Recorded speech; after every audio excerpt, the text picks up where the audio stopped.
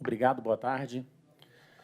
Primeiramente, queria agradecer à nossa querida presidente Jussara pelo convite, por estar aqui. Sempre é um prazer grande. Estamos aqui há 12 anos já como conselheiros do Instituto. Me enche de orgulho. Agradecer também o pessoal que está pela internet, pelo online, que não está fisicamente aqui, e agradecer os senhores que estão presentes aqui nessa bela tarde. E agora cabe a nós a última palestra do dia, sempre um desafio maior. Eu, recentemente, cheguei dos Estados Unidos para esse evento, então, ou seja, é realmente, como eu falei, um prazer enorme estar aqui. Nesse novo painel aqui, vamos falar sobre como é que as pessoas são relevantes para a questão de infraestrutura e logística. Tive o prazer de convidar 3 executivos extraordinários para estarem aqui conosco. Denis Monteiro, CEO do Brasil e sócio da ZRG Partners, uma empresa de recrutamento, consultoria na área de recursos humanos, Executive Search. Enio Stein, que é vice-presidente da EPR, desculpe, rodovias, e Rui Shirosawa, que é sócio da Great Place to Work no Brasil, México e América Central. Depois, quando for cada um falar, a gente vai dar mais informações com relação ao perfil de cada um deles. Mas a intenção é tentar mostrar um pouquinho sobre como é que é a questão da liderança, como é que é a questão da tecnologia, como é que é a questão de gestão de gente impacta a questão de infraestrutura e logística. Ok? Vamos lá. Eu vou dar um pano de fundo com relação a alguns dados dos Estados Unidos, da América Latina e do Brasil, e aí depois, então, a gente passa para os nossos amigos para fazer as apresentações.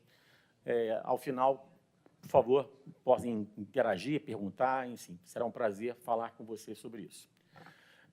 Uma coisa importantíssima que temos é o seguinte, a comparação que temos do tamanho do PIB brasileiro com o PIB dos Estados Unidos, da América Latina, e qual é o tamanho do investimento de infraestrutura. Ou seja, nesse aqui, a gente consegue ver que o PIB do Brasil, 7,3 trilhões, desculpe, da América Latina, 7,3 trilhões, Brasil, 2,2, Estados Unidos, 30,5. Além disso, o valor de investimento em infraestrutura não é em termos de custos, mas em termos de capex investimento. A América Latina, 2,7% do PIB, o Brasil fica um pouquinho melhor, 2,9%, mas os Estados Unidos, quase 6%. Isso demonstra bem o tamanho da diferença que se tem com relação não só ao tamanho de investimento, como também o que a gente precisaria de fazer para poder chegar a uma situação mais próxima em termos de competitividade. Aqui a gente tem a comparação do PIB com a comparação do tamanho de investimento. Ou seja, temos 2,7, como eu falei, para a América Latina, 2,9 para o Brasil e quase o dobro para os Estados Unidos. E, além disso, o tamanho do PIB, obviamente, é infinitamente maior. Aqui temos a informação sobre talentos, ou seja, a América Latina, de maneira geral, ela tem uma baixa retenção de talentos. A quantidade de imigrantes que a gente vê todos os dias chegando nos Estados Unidos ou indo para a Europa é gigantesca, mesmo com a política atual do governo americano com relação a imigrantes. E aí, um parêntese aqui, que é o seguinte, o governo americano não quer imigrantes? Não, a questão não é essa. O governo americano não quer mais imigrantes ilegais.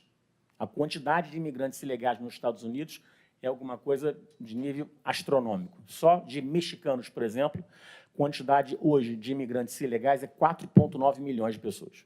4,9 milhões de pessoas mexicanas atravessaram a fronteira e não têm documentação. Então, essas são as pessoas que o senhor Trump quer mandar embora, quer fazer com que voltem para os seus países de origem.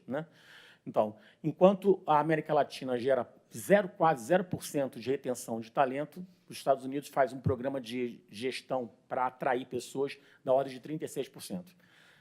Ainda é um desafio grande, porque a quantidade de engenheiros nos Estados Unidos é inferior à quantidade de engenheiros necessários, coisas que acontecem aqui no Brasil. Ou seja, estamos falando mais ou menos da mesma situação. Em termos de participação dos imigrantes na força de trabalho, 42%, 43% doutores e engenheiros na área de ciências são estrangeiros. É um número abissal. Basicamente, de onde vêm essas pessoas? Todos os anos, o governo americano aprova cerca de 23 mil pessoas para chineses de nível superior. O número de indianos é mais ou menos 20 mil. brasileiros, 9 mil. Mas a quantidade de PhDs, né, estrangeiros, como falei, é muito, muito significativa, né? De uma maneira geral, em termos de engenheiros e arquitetos, estamos falando de 20%, também é um número muito, muito grande. Mercado de trabalho, né, uma comparação com relação a quanto é que ganha, para vocês terem uma ideia, né? Quanto é que ganha um engenheiro lá, quanto é que ganha um técnico, etc. Né? A valorização da mão de obra americana ela é muito grande, independentemente do nível acadêmico. Ou seja, por quê? Porque exige necessidade, tem mercado necessário para engenheiros, para técnicos, para especialistas, para construtores, para todo tipo. Né? Ou seja, a demanda é uma demanda imensa. E, se a gente pegar, por exemplo, um engenheiro civil, na média, ganha aproximadamente $100 mil por ano, né? Que dá R$44 mil por mês. Se a gente comparar com o que significa isso para o Brasil, a gente vê o tamanho do abismo. Né?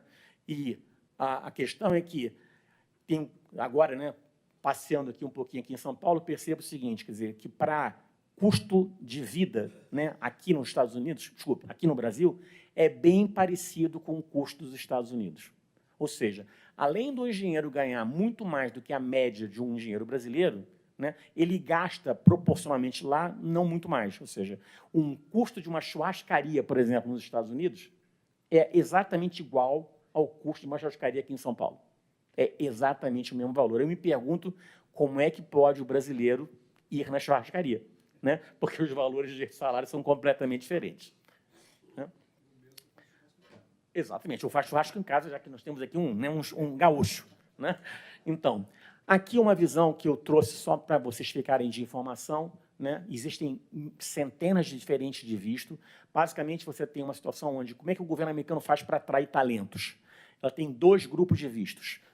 Um visto inicial, que é para residência temporária.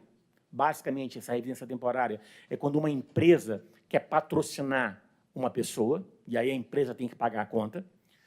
Como, por exemplo, esse daqui, H1B. Né? Esse H1B é um visto especificamente para quando uma empresa quer contratar uma pessoa de nível superior. Né? Esse visto, recentemente, foi alterado pelo senhor Trump. Por quê? Só para vocês terem uma ideia, esse H1B é um visto que uma empresa pode contratar um executivo, né, de nível superior, por até 6, 7 anos. Ela paga para um escritório de advocacia $5 mil para fazer isso, $10 mil, e a pessoa pode trabalhar nos Estados Unidos durante 6, 7 anos. Quem é a pessoa que normalmente é contratada para isso? Chinês, indiano, depois já muito, muito, muito mais abaixo, brasileiro, russo, australiano, etc. Né? Agora, esse visto, o governo americano está querendo taxar em $100 mil por pessoa para que a companhia possa trazer essa pessoa. Como é que esse visto, ao longo do tempo, tem sido usado? A Amazon, por exemplo, só a Amazon tem 14 mil funcionários dentro desse visto. Então, ou seja, com essa canetada que o Trump deu, vai fazer com que a Amazon gaste 14 mil vezes $100 mil por ano para cada um deles. Por quê? Porque a visão do governo é, quando ele contrata esse indiano, esse chinês, etc., para fazer esse trabalho, ele está deixando de contratar a mão de obra local americana. E, de fato, está. Por quê? Porque o chinês, o indiano ou o imigrante acaba ganhando menos do que o americano. Okay? Então, essa é a primeira etapa.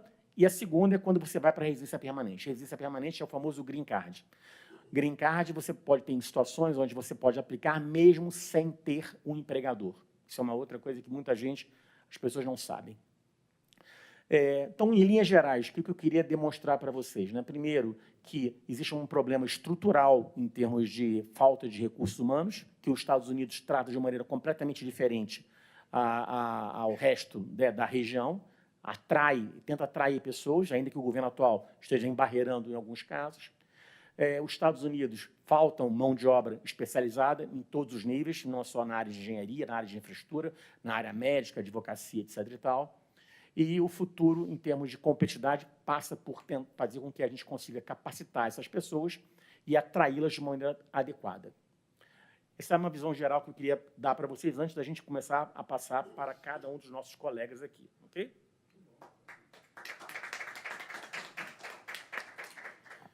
Então, Dando prosseguimento, queria pedir, então, a passar a palavra para o senhor Denis Monteiro. Como eu falei, o Denis é CEO Brasil e sócio da ZRG Partners. É uma consultoria global de serviços de capital humano, Executive Search, cultura, assessment, remuneração e coaching. Foi conselheiro, né, de várias empresas aqui no Brasil, Hidrovias do Brasil, Gerando Falcões, e também é um grande apreciador de vinhos.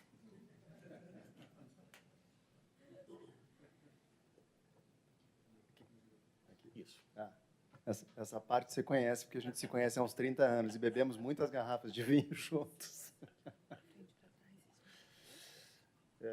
Obrigado pelo convite, Danilo, na organização, por estar aqui. Achei curioso, cheguei um pouco mais cedo e entendi que tinha um monte de questões que são complexas ali de entender, né? Como é que as pessoas fazem descarbonização, como é que a tecnologia está ajudando a mudar, né, a eficiência logística do Brasil. Mas escutei eles falando muito de pessoas, né? O que eu achei bacana, porque é uma boa, né, introdução ao nosso tema aqui, que são pessoas. Então, foi bacana de ver que essa é uma pauta, né? Por trás de tudo que acontece, tem as pessoas. Então, obrigado pelo convite para poder discutir esse assunto. Acho que os Estados Unidos vai entrar numa fria com essas limitações todas, porque eles não querem os PhDs, né, formados, porque tem que pagar $100 mil para trazer, e não querem os mexicanos que vão limpar as latrinas, que eles não querem limpar também. Então, assim, eu acho que vai ter um bug lá naquele país, né, razoável. Mas, como eu não entendo tanto dos Estados Unidos quanto você, eu vou me ater aqui ao nosso, né, feijão com arroz aqui, que é Brasil. Aqui, eu queria começar, acho que o Vasquinho começou pelo um momento histórico, que onde começou nessa transformação toda lá, os problemas lá, desde a hiperinflação, depois na internet, 2007 como outro marco, o AI hoje em dia. E eu queria começar falando sobre um assunto que como é que a gente fala, como é que está faltando, por que está faltando gente hoje em dia para tudo que está sendo investido em infraestrutura, né? Então, aqui você tem um gráfico que mostra investimento em infraestrutura, tanto público quanto privado, ao longo dos anos, né, desde 2014 até 2024. Então, assim, o amarelo é o público, né, obviamente, que é menor e vai caindo, o laranja mais escuro esse é o privado, e os somados ali para cima. E aquele gráfico ali em curva vai mostrando o nível de desemprego. E aquela parte amarela que vocês estão vendo ali é a parte que você fala de um período que foi muito difícil, né, aqui no Brasil para o mercado de construção e infraestrutura, que foi o período da Lava Jato. O que aconteceu com a Lava Jato é que se dizimaram empresas naquele período que tinham uma competência técnica importante e que, dali para frente, começou a faltar gente, né? Então, assim, felizmente, falamos aqui dos 50 plus, onde eu me incluo. Então, acho ótimo que a gente esteja discutindo um tema de longevidade na carreira, porque se a gente vai viver até aos 100, é bom que a gente comece a pensar na carreira para além dos 60, que é geralmente um momento importante das organizações fazerem seus planos de sucessão. Eu tenho trabalhado, né, com busca de executivos desde 97, eu faço isso, então vão quase 30 anos, e eu vejo cada vez mais flexibilidade dos nossos clientes nesses temas de idade quando você vai contratar. Felizmente, nos Estados Unidos tem uma coisa que você não pode perguntar a idade das pessoas, você não pode perguntar quanto é que ela se formou, você não pode perguntar se tem filho, nem quanto ganha. Então, tem 4 coisas que você não pode perguntar, que ajuda muito a, né, dar uma equilibrada nos salários, né, das pessoas. Então, o máximo que você pode perguntar é o quanto que você quer ganhar. Aqui no Brasil, não, você pergunta na cara. Eu pego o ligo para o executivo, e aí, N, quanto é que você está ganhando? Ele vai lá e me fala no detalhe quanto é que está ganhando, meu cliente tem chance de fazer uma oferta competitiva para ele. Então, coisa que a gente tem adotado no Brasil é evitar essas perguntas mais que geram uma possibilidade de etarismo, né? Porque eu acho que esse é um assunto importante. E não só isso, como a presença, né, de diversidade nas organizações, que vem crescendo bastante, né, felizmente. Eu estava até com a Marina Quental, que era VP de Recursos Humanos da Vale, né, onde o Enio também trabalhou, eles tinham 13% de mulheres nas lideranças, estão com 26% de mulheres na liderança e, né, com índices ótimos de segurança e etc., que era até uma questão que, no início, se preocuparam, né? Será que ela tem a qualidade técnica para fazer os trabalhos aqui, são sensíveis, que são assim, e provaram que sim, e estão indo muito bem, né, em todas as suas questões. Então, eu botei aqui porque aqui deu um bug aqui para os executivos que da onde vai se tirar essas pessoas, né? Então, qual é onde buscar, se várias empresas desse tipo quebraram. E a gente passou a buscar pessoas onde existiam e onde existem muitos investimentos importantes na área de infraestrutura ou grandes investimentos de CAPEX. Então, você pega grandes, né, falamos de Vale aqui, que já, né, teve investimento na África, construiu ferrovia e etc. Você tem Suzano com investimentos. Então, tem várias companhias que têm investimentos importantes de CAPEX e lá é um bom celeiro de buscar gente para esse tipo de mercado que está tendo hoje em dia. Por sinal, o Eni, por exemplo, ganhou semana passada lá mais um lote lá de rodovias, está me contando a quantidade de dinheiro que ele está captando, então é uma boa notícia. Então, o que está acontecendo com esse plano de privatização, né, que o governo tem implementado tem sido uma boa notícia para o mercado. E, como o Danilo disse, estamos muito longe ainda de ter os nossos 5% no mínimo de participação, né, dentro do PIB. Aqui, acho que falamos um pouco disso na outra, mas não tem jeito, gente. Se a gente não olhar para esse assunto, né, o Danilo também trouxe isso, que é o que nós estamos formando de engenharia, aqui tem um gap estrutural. Isso não se resolve rapidamente. Lembra que um curso de engenharia leva alguns anos, né, para se formar. Então, muitos de nós aqui, acho que cresceram dentro de famílias onde existiam 3 ou 4 alternativas óbvias de trabalho, que era, meu filho, você vai ser o advogado, ou médico, ou engenheiro, ou fazer um concurso público, né? Um concurso público, Banco do Brasil, Petrobras, no caso, né? Então, essas são as grandes profissões, né, da década de 70, né, quando né, a gente começou a crescer, e esse era o objetivo. Desde 2018, vocês veem ali, engenharia civil de 49 mil, caiu para 35 em 21, muito rapidamente, e caiu para 22 mil em 23. Então, vem caindo o interesse por engenharia civil, e aí você tem ali, né, das 128 mil pessoas que fizeram graduação em engenharia, só em 2018, só 93 mil em 2023. Então, assim, até 2030, a história é que a gente deve ter um gap de 1 milhão quase de engenheiros no Brasil, que é talvez semelhante com o que vai ter nos Estados Unidos, não sei a proporção. Fato é que, na contrapartida, uma outra profissão está ganhando crescimento muito grande nos últimos anos, que é a medicina. A gente vai ter um superávit de médicos, acho que em 2030, se não me engano, porque a quantidade de faculdades de medicina que surgiram no Brasil nos últimos anos, né, pelas autorizações que o governo deu, cresceu exponencialmente, e a gente vai sobrar médico no Brasil. Então, vai ter menos engenheiro e vai ter mais médico, né, nesse país. As matrículas estão em queda, então acho que acompanha a mesma coisa. Então, as pessoas estão menos interessadas, né, nesse assunto. Então, vai lá, cai de 1 milhão e 200 para 890 mil, né, de número de matrículas. E aqui eu quis trazer um dado mais real para a mesa, que isso aqui nos últimos 5 anos, o que nós temos feito de buscas de executivos no mercado e que tipo de funções e que enquadramento a gente coloca para eles. Então, se 26% das pessoas que a gente contrata, né, neste mercado tem sido na área de finanças, né, falando especificamente da área de infraestrutura.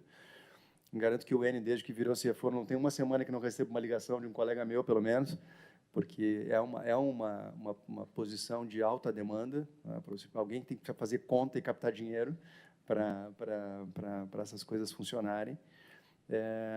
Aí a segunda delas, que vem crescendo muito nos últimos 3, em particular, tem a ver com tecnologia, dados, porque o mundo está aí, né? Assim como a gente discutiu antes aqui, né, com essas empresas que estavam aqui. O Vasquinho fez 34 aquisições de empresas de tecnologia e está fazendo investimento, né, absurdo nessa área. Então, as empresas também precisam mudar. E, em paralelo com isso, ainda tem a mudança do SAP S/4HANA, que é uma demanda, né, que acontece no mercado. Então, tem coisas acontecendo aqui. presidentes de empresa, porque, obviamente, cada nova concessão, cada novo investimento exige que tenha alguém que vai liderar esse processo, que é o foco da gente, né? Posições de C-level em especial. Operações, redes de BU, que nós vamos tocar algumas horas, e a BioKey trouxe um retrato aqui de CAPEX que tem a ver com isso. Né? Como é que é? Uma das coisas mais complexas de você gerenciar nesse mundo de infraestrutura é você fazer com que você tenha as coisas feitas on time, on budget. E em geral, é onde as coisas não acontecem, porque você previa, né, quando você vai fazer um investimento lá numa rodovia nova no cálculo do Enio, se ele errar muito isso, fica ruim. Né? O acionista não vai gostar muito desse descasamento entre uma coisa e outra. Então, tem crescido muito a demanda por profissionais dessa área, e, de novo, com experiências desse tipo. Aí eu botei aqui uma outra lâmina falando do que são engenheiros no top management, que eu acho que ainda temos uma herança, acho que boa, né, nesse sentido, e que vai diminuir, né, o que a gente estava falando antes. Quanto menos engenheiro tem, menos engenheiro no topo vai ter, provavelmente, no futuro. Então, é um tema interessante. Então, 46% das maiores empresas de capital aberto no Brasil são formadas em engenharia, então tem ainda esse legado. E na segunda Forbes do ano passado, dos 10 melhores CEOs, 6 são de engenharia. E aí, para complicar mais essa história toda, eu tenho um monte de coisa escrita aqui, né? Se quiser tirar uma foto para depois, ou não sei se vão disponibilizar esse material, é que, para além da capacidade técnica, né, e voltando aqui, o Enio, que se formou lá no ITA, aprendeu todas essas questões aqui da coluna da esquerda, né, desse líder aqui que a gente chama assim mais do comando-controle, do técnico, da competência, hard skill, etc. Não, você aprendeu tudo isso. Agora você teve que se desenvolver, né? A intimidade é uma coisa, né? Você teve que desenvolver, né? E acho que essa é a questão da nossa geração, né, em que os líderes das companhias que estão hoje como é que você migra de um passado onde você tinha uma liderança que era comando-controle para uma liderança completamente diferente hoje em dia, que precisa que a gente faça uma alteração importante do jeito com que a gente lida com as organizações. Então, sei lá, a parte de cima é mais fácil, né, que você lidar com AI, etc., com transformação digital, etc., mas a parte de baixo, onde você tem que co-criar e engajar stakeholder, né? Então, assim, hoje em dia, todas as empresas de infraestrutura que a gente trabalha têm lá uma gestão de stakeholder importante, não só com os acionistas, mas com o governo, com a sociedade civil, né? E vem ficando mais complexo nesse mundo que a gente vive. E de aprendizagem contínua, de learning agility, ou seja, uma empresa onde o executivo não só ele tem que ter as competências e experiências, mas ele tem que ter a possibilidade e a condição de engajar os seus colaboradores, né? O tema do Rui aqui, né? Que acho que vai passar por isso também, mas como é que ele engaja, porque essa pessoa não vai embora, como é que ele engaja uma geração ou duas diferentes da dele, dentro de uma agenda que ele não foi criado naquilo, então ele está se adaptando. Então, a gente está convivendo no mundo do trabalho com várias gerações ao mesmo tempo e que exigem coisas diferentes da liderança. E sinto muito dizer, mas que é o líder que vai ter que se adaptar a isso, não é de baixo para cima. Então, o líder tem que saber como navegar nesse mundo para fazer com que as pessoas queiram trabalhar lá, né, que a empresa tem o seu propósito, que o propósito está alinhado com o que você está buscando, você é jovem, você é adulto, você, né, etc. E como é que você mantém essa pessoa engajada, mas eu vou parar por aí, porque isso é o assunto do Rui. O Rui conhece muito mais desse assunto do que eu. Então, acho que parando por aqui, podemos continuar essa conversa depois. Obrigado. Obrigado, Denis. Vamos lá. Vamos passar agora, então, para o Enio. Enio, formação em Engenharia Mecânica pelo ITA, como já disse aqui o nosso amigo Denis, com MBA na Harvard Business School, consultor pela McKinsey, executivo com ampla experiência nos setores de infraestrutura, com atuações como gerente geral de tesouraria da Vale, diretor financeiro da Lugin S.A., Invepar e suas subsidiárias, incluindo a CART e Via 040 e a Linha Amarela S.A., e, mais recentemente, diretor financeiro da Vinit S.A. Enio, por favor. Antes de mais nada, boa tarde a todos. Obrigado aqui pelo convite. Primeiro, apresentar aqui um pouco quem é a EPR. A EPR é uma plataforma relativamente recente Nós estamos fazendo 3 anos agora de criação, mas já é uma plataforma, quem acompanha aqui o setor de infraestrutura, é uma plataforma que já tem uma relevância no mercado. Hoje nós somos a terceira maior plataforma em termos de quilômetros de rodovia. A gente está chegando quase a 4.000 quilômetros, tá? Estamos com quase 3.700. Como o Denis pontuou, há 2 semanas atrás, nós levamos o lote 4 das rodovias integradas do Paraná. Nós já tínhamos levado 2 outros lotes, o lote 2, que hoje é a rodovia Litoral Pioneiro, e o lote 6, que é a EPR Iguaçu. Uma vale a descida do Porto de Paranaguá, outra pega ali todo o oeste e sudoeste do Paraná. Temos também mais 4 rodovias no estado de Minas, uma delas a própria 040, que vai ali de BH até Juiz de Fora, então tem uma rota importante de minério. São contratos novos, a gente está com a maior parte das rodovias com contratos próximos de 30 anos, então a gente tem muito tempo de contrato ainda. E temos um desafio, por isso que a gente está trazendo o case aqui, de pessoas. Então, a gente tem, como todo o business de infraestrutura, tem todo um desafio ali de captação de recursos, tem um desafio de entrega do CAPEX, mas esses desafios dependem de pessoas.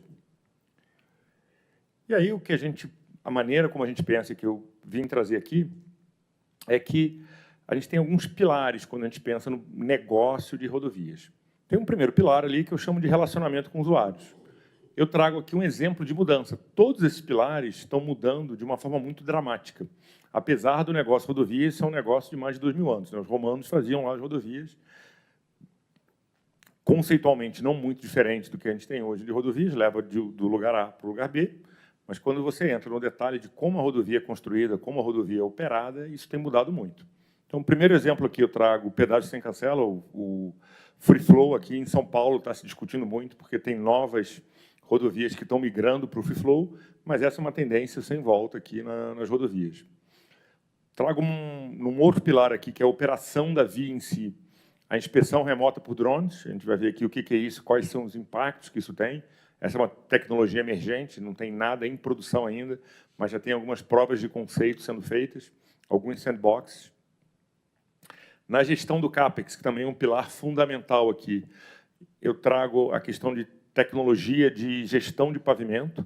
Então, a gente está tendo uma mudança de paradigma aqui em como você faz a gestão da infra como um todo. E esse caso aqui, em particular, é a parte de pavimento, que traz uma preocupação, né? A gente não só tem que trazer os profissionais com a formação de engenharia, como o Denis mostrou aqui, que estão diminuindo no mercado, mas a gente também tem o desafio de reformar esses profissionais, porque as habilidades necessárias estão mudando de uma forma muito rápida. Tem aqui o que a gente compartilha com outras empresas, que é toda a parte de planejamento e controle, onde talvez a vinda do AI é onde está dando mais impacto nos profissionais que estão lá no nosso dia a dia. E, por último, eu trago aqui um pouco uma das ferramentas que a gente tem usado para suprir essa necessidade de pessoas. Vamos falar aqui um pouco do relacionamento com usuários, o Free Flow. Então, para quem não conhece, o que o Free Flow faz? Antes, eu tenho, numa rodovia, tipicamente, você tinha um pedágio de barreira. Então, você chega lá, tem um monte de cabinezinha, tem um operador naquela cabine que tem que rapidamente fazer o seu troco, fazer a cobrança, registrar qual é o tipo de veículo. Então, para quem não sabe, um dos desafios do operador do pedágio é ele saber, ó, aquela ali é uma carreta de 6 eixos, uma carreta de 5 eixos, está com eixo suspenso, não está com eixo suspenso. Ele tem que fazer esse registro e tem que fazer ali o troco. Então, é uma habilidade muito transacional. Entra o Free Flow, que é um pórtico em que você tem a identificação do veículo, seja pelo tag, o sem parar, Connect Car, os tradicionais do mercado. Então, nisso ele é muito parecido com a via automática de um pedágio, mas você traz uma outra coisa, que os veículos que não têm isso, você faz uma leitura de placa. E aquele veículo tem um tempo para fazer o pagamento, senão ele tem uma multa por evasão. E você tem que fazer o controle disso tudo. Então, agora, você sai de um problema transacional e passa a ser uma questão de atendimento e resolução de problemas. Para uma grande parte dos clientes, tudo funciona perfeitamente, mas tem uma parte que tem dúvidas, tem questionamentos. Eu recebi aqui a multa, por quê? Mas nesse dia eu não passei. Às vezes o cliente confunde, porque aquele é o dia da multa, mas o dia da passagem dele é outro. Ele estava com tag, mas o tag estava sem carga, então ele tem que fazer o pagamento. Todas são questões que têm muito mais a ver com customer service do que com uma abordagem transacional. A rodovia, naturalmente, para aquele primeiro público, ela já tinha que fazer uma formação e um recrutamento específico. Você não tem gente que é formada em operador de pedágio. Normalmente você pega pessoas recém-formadas na escola e aquele é um primeiro emprego dele. Depois dali, ele às vezes está no... Como você tem os turnos, ele no intraturno ele está fazendo uma faculdade, ele está usando aquele emprego ali para ganhar uma outra formação e mudar. Ele não é uma posição que normalmente tem um turnover um pouco mais alto. Agora a gente parte para uma posição que é uma posição de atendimento ao usuário, que tem que entender problemas mais variados, que tem que ter uma capacidade de se relacionar com o usuário multicanal, que é um skill muito mais parecido com alguma empresa que tem atendimento ao usuário, uma empresa de telefonia, um banco, um call center é um atendimento multicanal e é a impressão que você passa para o seu usuário. Então, já é um reskilling ali muito importante como é que você faz isso. Quando eu falo aqui da operação da via, hoje a gente está fazendo nós estamos fazendo um teste, tem outras rodovias fazendo, em que você substitui o veículo de inspeção. Nas rodovias, você, até por regulamento das agências, mas por uma necessidade normal da rodovia, você tem um veículo que fica 24/7 rodando, passando pela rodovia. E ele tem ciclos, então ele tem que passar, dependendo da rodovia, no mesmo ponto, a cada 2 horas tem que ter um veículo passando ali. Dependendo da rodovia, a cada 1 hora tem que ter um veículo passando ali. E esse veículo está vendo o estado da rodovia como um todo, se abriu um buraco, se tem um problema de queda de barreira, se tem um usuário que precisa de ajuda. Só que você imagina, né? Você é um motorista que você tem que ficar rodando a mesma rodovia, em turnos, às vezes, de 6 horas. Claro, você tem um período de descanso, etc. Mas você está rodando ali. Às vezes é um motorista que aproveita ali, está no turno da noite, no turno da manhã, ele faz um Uber. Então, ele está com sono, você rodando uma rodovia com sono à noite, monótono, porque você conhece aquela rodovia a cada centímetro. Então, a chance de risco de acidente é muito grande. Você está, pegando aqui a palestra anterior, você está pegando um carro de 1,5 toneladas para ter uma pessoa dentro para rodar a sua rodovia o tempo todo. Então, até de uma forma, do ponto de vista ecológico, é um desperdício de recursos.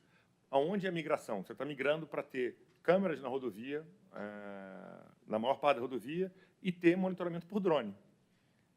De novo, você muda radicalmente o skill que é necessário. Então, antes era um motorista que ficava ali, que tinha que ter atenção, e que é difícil você reter a atenção desse cara. Então, para ele, na milésima passagem dele naquele ponto, ele já não está prestando tanta atenção assim como devia.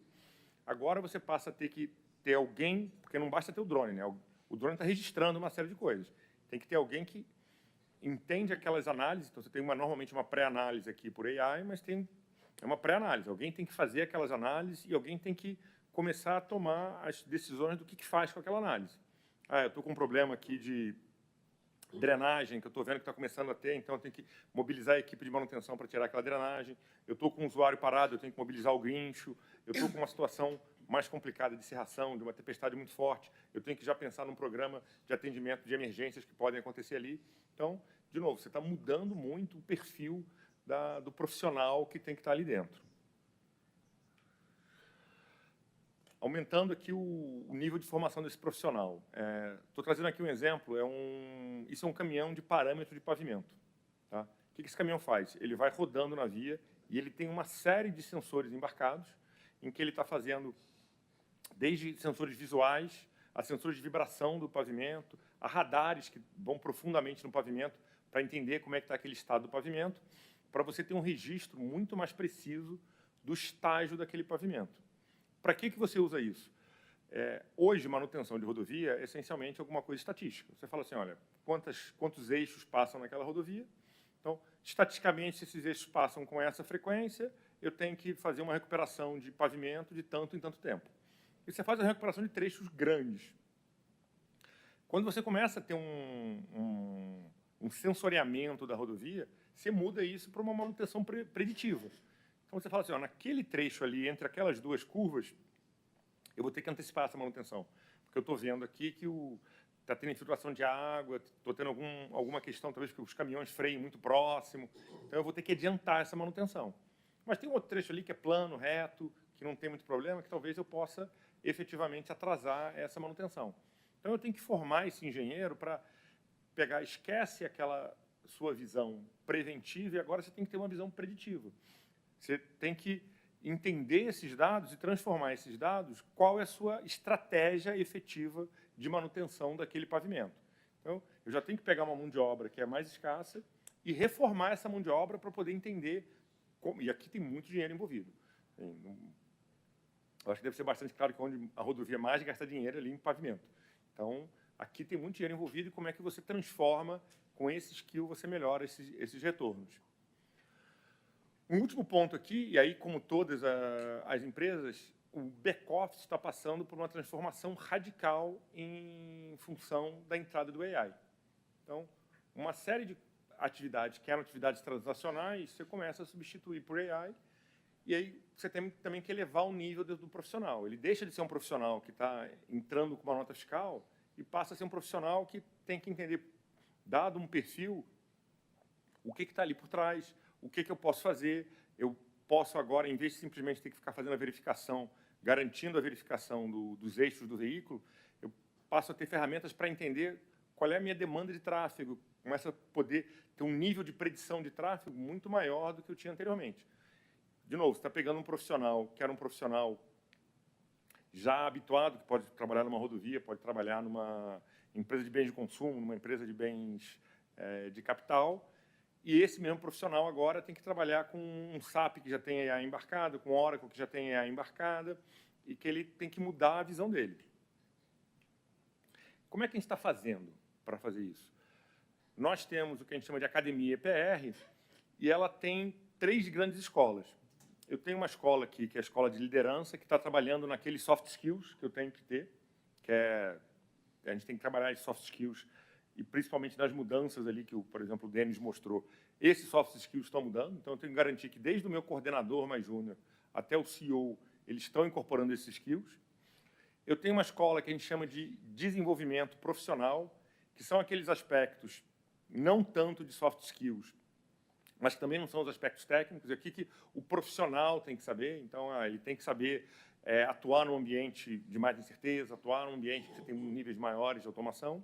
E eu tenho uma terceira escola aqui, que é uma escola técnica, é uma escola que ajuda a formar o engenheiro para trabalhar com os dados que chegam daquele caminhão de estacionamento, que ajuda um técnico a entender o que está acontecendo ali com o drone. Então, a gente enxerga a formação nessas 3 escolas e estamos investindo. Além de outros programas. A gente tem programa de trainee, programa de requalificação de profissionais com mais tempo. Então, a gente pega aquele profissional que está já na faixa ali dos 60 anos e vem, você quer uma nova oportunidade aqui? Porque eu preciso de você para formar aqueles profissionais mais novos. Aquilo que você mostrou, ele gerou um gap ali no mercado de 10 anos. Então, para fazer o close that gap, eu preciso de profissionais com mais cabelo branco, cabelo grisalho aqui, para ajudar os profissionais mais novos a entenderem que, olha, como é que a vida real funciona. Um engenheiro para entender o que é regime de chuva, como é que isso faz, olhando a rodovia, como é que isso vai se comportar além da planilha aqui. Então, é o desafio, e é um desafio que não é só um desafio do EPR, é um desafio do mercado como um todo. E esse desafio que a gente olha para frente é um desafio que deve aumentar. Então, claro, a gente, como empresa, a gente está olhando o nosso umbigo aqui, mas eu também tenho que olhar o restante. Até porque, na Via, eu tenho os meus profissionais na Via, mas eu tenho profissionais de uma série de empresas terceiras e eu tenho profissionais que usam a Via, os caminhoneiros, por exemplo. E a gente ajuda a formar esses profissionais, mas esses profissionais também têm um gap de formação. Então, por exemplo, a gente tem um programa aqui, depois eu posso falar mais dele, do Conviver, que é um programa que ajuda a esses profissionais entenderem como eles convivem naquela rodovia, com pedestre, com ciclista, com tecnologias novas, como é que ele se relaciona com aquela rodovia. Queria passar essa visão geral, então eu tenho um desafio não só da empresa da EPR, mas um desafio da indústria como um todo, dos meus terceiros e principalmente aqui dos meus usuários.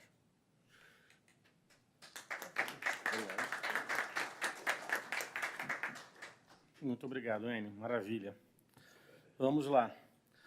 Senhor Rui Shiosawa, sócio da Great Place to Work no Brasil, México e América Central. Ele também é cofundador da Great Place. Ocupou posições de C-Level na Telefônica Empresas, na Claro, na GVT, Diageo, Grupo VR, Banco Popular do Brasil e da Alquímica. Ele é mestre em Engenharia de Produção pela USP, com especialização no EMD, na Suíça, em Wharton, nos Estados Unidos, na AOTS, no Japão, no IES, Espanha. Ele é palestrante internacional, autor de diversos livros, colunista e top voice no LinkedIn. Rui, por favor. Boa tarde, pessoal. Obrigado aí pelo convite. Fiquei com um desafio aqui gigante, né? Vocês fizeram 3 apresentações aqui brilhantes, então não sei se eu simulo agora um mal-estar, né? Para falar, oh, desculpa. Eu vou ter que me virar aqui, mas parabéns aí. Aprendi muito aí com as apresentações, né? Acho que é muito legal a dinâmica aqui, apresentações breves, mas com um conteúdo aí muito rico, né? Save the best for last. Você aqui é... Vou ter que rebolar agora aí. Eu quis focar aqui num tema específico, que acho que permeia todos nós. Óbvio que é o tema da produtividade. Estamos falando de gente e estamos o tempo todo buscando mais produtividade nas nossas atividades. E coloquei como tema aqui, enormes ganhos de produtividade podem estar mais perto do que a gente imagina. Tá? Isso que eu queria trabalhar. E eu vou já começar pelas conclusões da minha apresentação. Isso foi um aprendizado que eu tive ao longo dos anos. Várias vezes eu não consegui chegar no final da apresentação, por N razões. Uma das vezes eu fiquei 10 dias preparando uma apresentação para um CEO, depois de 5 minutos tocou o alarme de incêndio do prédio, saiu todo mundo, até hoje ele não viu meus slides. Aliás, encontrei com ele na rua outro dia, falou, pô, Rui, a gente não acabou a conversa, eu contratei um outro cara. Pô, então, assim, hoje eu faço o contrário, já começo pela conclusão, que assim, se tocar alarme, se acontecer alguma coisa, o pessoal dormir, eu já... pode tirar foto, né? Você esteve lá no evento? Ah, tive, está aqui a foto das conclusões, né? Então, vamos lá, queria apresentar 3 conclusões, tá? Então, eu falei da questão de produtividade. Para mim, pessoas são o maior potencial de ganho de produtividade dentro de uma organização e talvez a gente explore ainda muito menos do que poderia. A gente fala que é difícil, que é complicado, que não sei o quê, e a gente desperdiça essa oportunidade. Segunda conclusão, se pessoas são essa oportunidade de ganho, temos que monitorar melhor isso. Então, assim, de vez em quando eu fazer uma conversa de feedback, de vez em quando eu fazer uma pesquisa, não vai me ajudar a monitorar um negócio. Outros indicadores eu acompanho toda semana ou todo dia. Por que pessoas eu acompanho uma vez por ano? Tá? Então, temos que ter um monitoramento muito contínuo, e aí a inteligência artificial está aí para ajudar. E terceiro, que talvez é um pouco maior, mais complexo, mas o Enio já abordou bastante isso aqui, tem que incluir esse tema de gestão de pessoas nos programas de liderança nas empresas. O Danilo deu meu currículo aí, fiz um monte de curso, fiz mestrado, em praticamente nenhum lugar desses eu tive aula de gestão de pessoas. Né? Por mais escolas aí, renomadas, não teve esse tema. Né? Então, as empresas assumem essa responsabilidade de suprir esse déficit que a gente tem. Tá? Então, é isso. Já apresentei as conclusões, vou tentar desenvolver um pouquinho agora. A gente tem uma base aí de 6 mil empresas que a gente acompanha todos os anos, aí, com base nisso, a gente coleta um monte de informação e solta um relatório anual de tendências. Tá? Esse aqui é o último relatório, saíram lá um monte de preocupações em termos de pessoas, mas olha que interessante, as 2 primeiras, né, acabei de falar, desenvolvimento, capacitação da liderança, quer dizer, aí tem um gap, né? Se eu tenho gente que tem uma equipe de baixo, e talvez a maior linha do orçamento é gente, e se eu não estou capacitado para gerir gente, eu estou perdendo né, eficácia aí. Tá? E o segundo tema é surpreendente, mas nos últimos anos vem crescendo muito, que é o tema da saúde mental, que também a gente não olha muito. Eu vou tentar depois fazer alguns comentários aí rapidinho sobre isso. Mas eu queria começar de uma maneira bem objetiva. Será que financeiramente vale a pena mesmo eu investir em pessoas? E o que quer dizer investir em pessoas? Né? Estou falando de dinheiro, estou falando do quê? Então, eu vou usar um raciocínio aqui com vocês, que espero que seja bem simples da gente entender. Então, eu vou pedir para a gente fazer um exercício prático aqui. Eu queria que cada um de vocês pensasse, não precisa falar, no valor da folha de pagamento das organizações de vocês. Tem um valor X lá. 1 milhão, 10 milhões, 100 milhões, não sei. Tem um número lá que normalmente é grande, certo?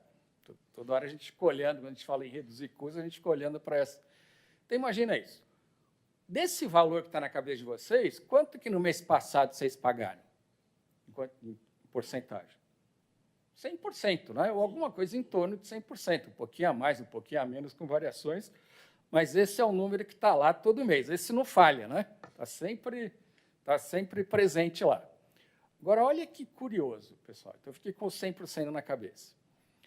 No trabalho que a gente faz, nas pesquisas, se eu pegar empresas que são boas em termos de gestão, das boas, tá? Não estou falando das médias, nem na média do mercado. O nível de engajamento dos colaboradores dessas empresas boas parte de 70%. Das boas, tá? Se eu pegar a média de mercado, é muito mais baixo. Agora, olha que interessante, pessoal.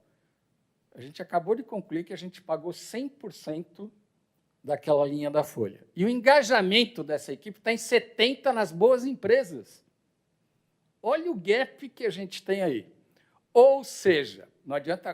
Bom, né, não quero que a gente saia daqui amanhã com o chicote na mão e fale, pô, eu estou pagando 100, você está me dando... Calma, não é assim que funciona, né? As pessoas, elas entregam... Não é mais, né? não é mais, né? Hoje, ainda com, né, muita gente no remoto... Aliás, não precisa nem estar no remoto. Você fica diante do computador, parece que o cara está trabalhando e produzindo, mas será que está mesmo, né? O que será que está acontecendo? Né? Então, o desafio está maior ainda para gerir pessoas. Mas se eu estou pagando 100, estou recebendo 70, se eu melhorar um pouquinho esse lado aqui, se eu der um pouco mais de atenção, se eu preparar um pouco mais a minha liderança para isso, eu vou crescer 70 para 75, 80, 85. Olha que beleza. Já está dentro de casa, eu não preciso gastar mais. Eu já estou gastando. Tá? Então, esse é o meu desafio aqui para todo mundo. Só vou piorar um pouquinho para deixar vocês mais sensibilizados. Eu falei que 70% está nas boas empresas. A média mundial de engajamento é 21%, pessoal. Não é 70%, é 21%. Não tem um CEO que eu visite hoje que, no primeiro assunto ou segundo que ele fala comigo, fala, puta, como é que eu faço para gerir a geração nova, hein? Como é que eu faço para esse pessoal se engajar? Cara, é um grande desafio, tá? Eu tenho algumas dicas, mas também não tenho a resposta. E, olha, esse 21% ele está distribuído assim da seguinte forma. Esse 21% que está caindo, né? Era 23%, passou para 21%. Entre as equipes, de modo geral, os colaboradores não líderes, está em 18% e continua 18%, que é muito baixo, 18%. Entre os líderes é maior, era 30%, só que está caindo, 27%. Então, aquelas pessoas que vocês nomearam como líderes, o nível de engajamento deles, pessoas que vocês nomearam, está em 27%, o índice mundial, dado da Gallup do ano passado. Então, olha o desafio. Agora, não adianta a gente chorar, reclamar, usar o chicote. Temos que criar mecanismos para trazer esse pessoal para mais próximo do negócio, para se engajar mais com o negócio, né, para se comprometer mais com o que a gente tem. E aí, só para mostrar como isso é verdade, quer dizer, se eu pegar empresas que, de alguma maneira, estão mais atuantes nesse caminho, ou seja, tem mais ações ligadas a pessoas, isso aqui é dado dos Estados Unidos, né, pegando de 98 até 2018, dado feito pela própria Russell. Ó, o índice de Russell 3000, de 98 para 2018, cresceu 295%. O Russell 1000 cresceu 296%. As empresas que estão numa lista que o GPTW faz junto com a revista Fortune nos Estados Unidos, ou seja, são empresas que têm um pouco mais de atenção para esse tema, o crescimento delas está em 929%. Ou seja, 3 vezes mais que a média, porque elas, de alguma maneira, conseguiram ter um grau de atenção um pouco maior para as pessoas. Tá? Então, eu estou dando dado real para mostrar como isso impacta. Eu tenho do Brasil também, é que o Brasil tem muito menos empresas de capital aberto, né? Então, o indicador existe, ele é um indicador oficial da B3, chama IGPTW, mas tem um pouco menos de empresas aí para compor a base. Mesmo assim, ele é positivo.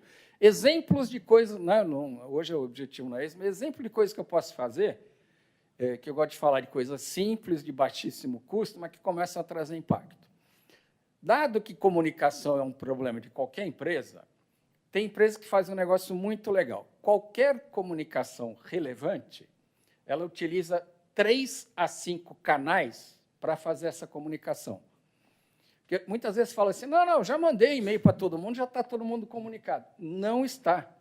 Então, empresas mais atentas usam de 3 a 5 canais. Eu mando e-mail, eu gravo um vídeo, mando WhatsApp, faço uma reunião presencial, faço uma reunião com líderes, faço um café da manhã com o CEO. Coisas simples que não custam praticamente nada, mas reforçam a comunicação da mensagem da organização. Ajuda a aumentar o engajamento. Outro exemplo, isso aqui é dado real das nossas pesquisas. Quanto mais feedback, eu, por exemplo, com os meus diretos, cada um dos meus diretos com a sua equipe, assim por diante. Se eu passar de nenhum feedback por ano, feedback não é assim que você passou no café e fala, pô, cara, tá uma porcaria esse ano. Não, você vai chamar o cara, ele sentar na sua frente, né, ou fazer um Zoom, conversar, falar, olha, vamos analisar aqui os últimos 3 meses? O que deu certo, o que não deu, o que foi bem, o que não foi? O que você acha? Me fala. Foca na pessoa durante meia hora, 45 minutos. Se você passar de 0 vezes que você faz isso para 4 por ano, ou seja, uma conversa com cada um dos seus diretos a cada 3 meses. Não dá para você fazer isso?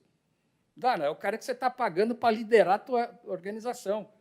Investe 1 hora com ele cada 3 meses.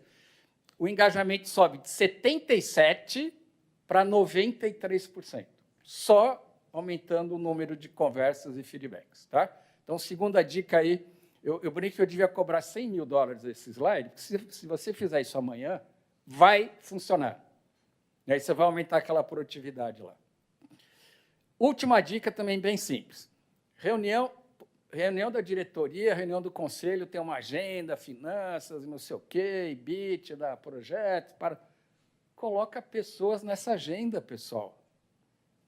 Se o maior número do meu orçamento é gente, como que esse tema não está lá na agenda permanente da diretoria do conselho? Não é para deixar para o final da reunião e discutir se der tempo, ou deixar para a próxima. Se eu, por exemplo, aqui fiz brincando, finanças, clientes, processos, deixa 25% do tempo da reunião, do tempo dos líderes, para cada tema. Só de você colocar na agenda, você vai perceber que você vai começar a dar mais atenção para alguns temas do que a gente dá hoje, e isso vai impactar.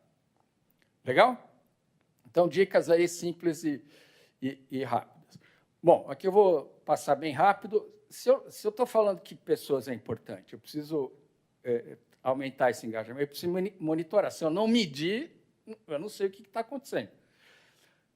Mas o RH quer passar uma pesquisa que leva dias, horas, poxa... Não, hoje a inteligência artificial permite fazer coisas incríveis. Assim, tem monitoramento contínuo. A maior parte dos nossos indicadores importantes, aliás, o Enio deu um monte de exemplo aqui, né, de ferramentas que te ajudam a monitorar toda a tua operação em tempo real. Puta, tem coisas fantásticas. Por que para pessoas a gente não faz a mesma coisa? Então, não vou entrar aqui, mas tem mecanismos de inteligência artificial que você monitora o que está acontecendo com as pessoas todo dia. Né, de entender o ambiente, entender o que está acontecendo, que temas estão pegando. Por exemplo, eu consigo, com isso, monitorar saúde mental. Olha o que aconteceu aqui durante a pandemia. O tema saúde mental vinha crescendo no Brasil e no mundo, em termos de desafio. Durante a pandemia, disparou, foi lá para o Everest, depois caiu um pouco, mas voltou, né, para um nível muito acima do que era antes. Tá? O que eu gosto de comentar... e mais, tá? Tem legislação. O Brasil é um dos países mais avançados em legislação na área de saúde e saúde mental. Já está em vigor a NR1, que, né, coloca uma série de exigências para a organização, que a gente tem que acompanhar o tema saúde mental. Pô, mas saúde mental não é só porque tem problema aqui dentro da empresa, o cara tem problema na casa dele. Exato, mas esse cara é que está trabalhando para mim, ele vem para a empresa com todos os problemas dele. Então, se eu conseguir monitorar isso né? E, às vezes, é só eu vou detectar um problema e encaminhar para um profissional. Não vou transformar meu líder em psiquiatra para resolver o problema do colaborador. Mas, se eu monitorar e conseguir encaminhar essa pessoa, eu estou ajudando muito. E, posso falar no nosso caso, a gente começou a fazer esse trabalho durante a pandemia, eu tenho certeza que eu salvei a vida de 2 ou 3 pessoas da minha equipe. Tá? Então, é nesse nível que a gente está falando, né? Os dados de suicídio dentro das empresas não são divulgados, né, até por uma questão ética, mas eles estão acontecendo todos os dias. Estão acontecendo em escola de 1º e 2º grau, tá, pessoal? Que não é divulgado. Então, é um problema nosso, da nossa sociedade e das nossas organizações. Tá bom? Então, para fechar esse ponto, eu queria dizer, a questão de saúde mental não pode ser tratado como um benefício que eu vou colocar no pacote de benefícios. É o contrário. Se eu colocar isso como uma estratégia da minha organização, olhar pessoas e olhar a saúde, eu estou transformando o que hoje é uma ação corretiva, ou seja, a pessoa ficou doente, tem um burnout, eu afasto, para uma ação preventiva. Eu evito que ele chegue naquela situação. Então, quanto o sistema de saúde economiza, quanto a empresa economiza e quanto a gente ganha, né, da contribuição desse colaborador. Tá? Bom, então é isso. E o terceiro ponto que eu já comentei, né, vamos incluir pessoas, gestão de pessoas, nos nossos programas de liderança, que tem uma série de detalhes, né, que a gente não foi preparado, inclusive eu, né, vim aprender isso depois, e que vai ajudar a gente conseguir esse ganho de produtividade que está muito na nossa mão. Tá legal, pessoal? Muito obrigado aí. Desculpa aí a corada do tempo. Muito obrigado, Rui. Excelente. 6:05, temos mais 20 e poucos minutos, né? 25 minutos para perguntas. Então, para poder aquecer aqui, vamos começar. Vou fazer uma aqui, que é o seguinte, Denis, para o senhor.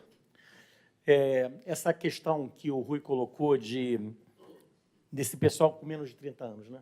Esse pessoal de menos de 30 anos, que é completamente diferente dos nossos 30 anos, né? A gente trabalhava muito mais, né, com muito mais intensidade, etc. E tal. E aí eu queria ver com você o seguinte, como é que você avalia essa questão de como é que você, ao mesmo tempo, entende que esse público quer, eventualmente, trabalhar menos, ou ter mais facilidade, ou ter uma visão mais holística da vida, etc. E tal, e como é que você combina isso com Elon Musk, Trump, Bezos, que são caras workaholics, que querem extrair o máximo do pessoal.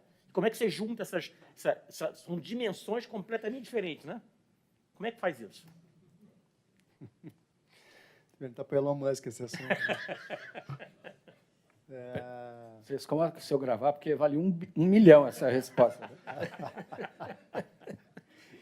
Eu acho que tem vários aspectos, mas vamos lá. Se você pega o vídeo que a gente viu agora há pouco ali que ele colocou da Deloitte sobre a menininha de 5 anos, e ela tem, de fato, a possibilidade de viver até os 100 e tantos anos, para não ficar nos 150 que ele colocou ali, a perspectiva de vida, né, nós já temos essa chance de viver até os 100, né, com os avanços da tecnologia e da medicina.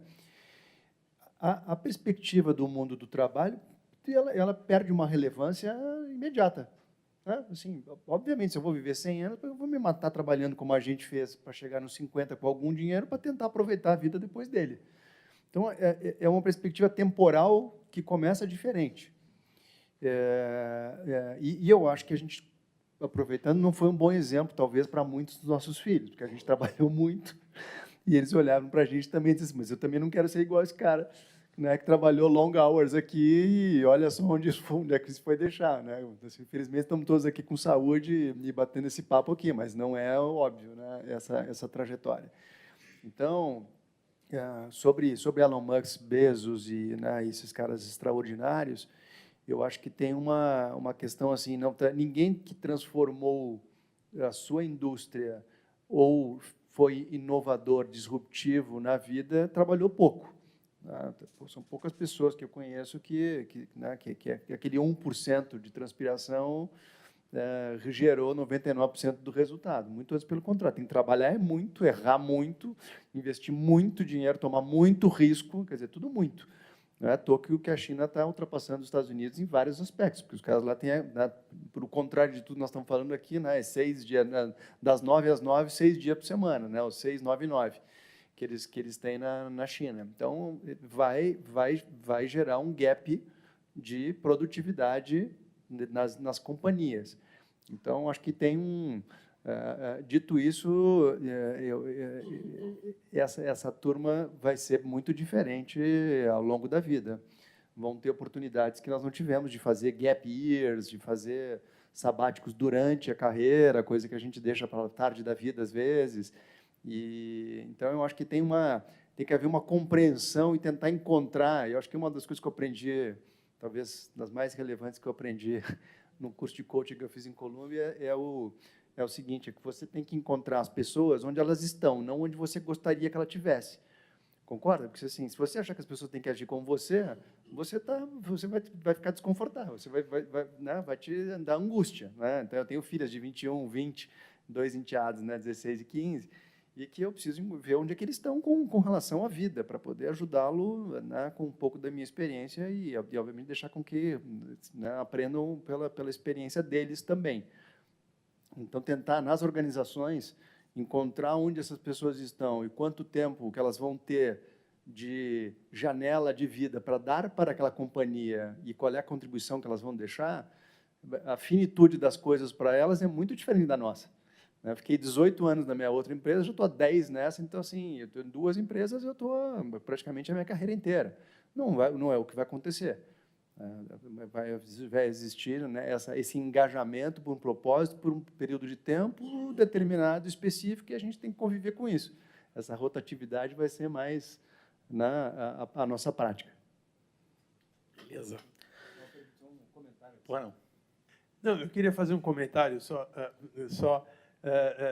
tem muito a ver com propósito, né? Tem muito a ver com propósito. Mesmo pessoas dessa geração, pessoas que proclamam aos 4 ventos que não querem ter uma vida só de trabalho, se elas fazem o que elas gostam, se elas estão envolvidas, elas trabalham pra caramba. Acho que é só uma questão de não esperar que todo mundo seja assim, porque não será. Mas acho que o grande segredo das organizações que vão ter sucesso no futuro é encontrar as poucas pessoas que se acham no propósito dentro daquela organização e que realmente podem se dedicar. O que não significa necessariamente trabalhar 14 horas por dia, mas trabalhar trazendo resultados significativos, né, Denis? Eu acho que basicamente essa é a questão. Obrigado. Perfeito. Em cima desse ponto...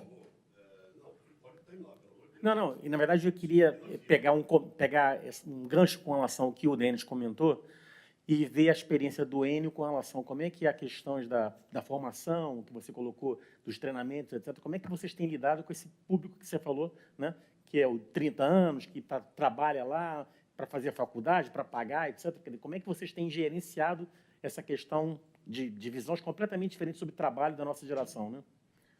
Eu pego aqui a primeira palavra, que é o que eu tenho anotado aqui, é propósito. Então, seja o operador de pedágio, seja o engenheiro, você tem que dar para ele, você tem que ajudá-lo a entender o porquê que ele está fazendo aquilo. Então, ele não está coletando ali e dando troco do pedágio.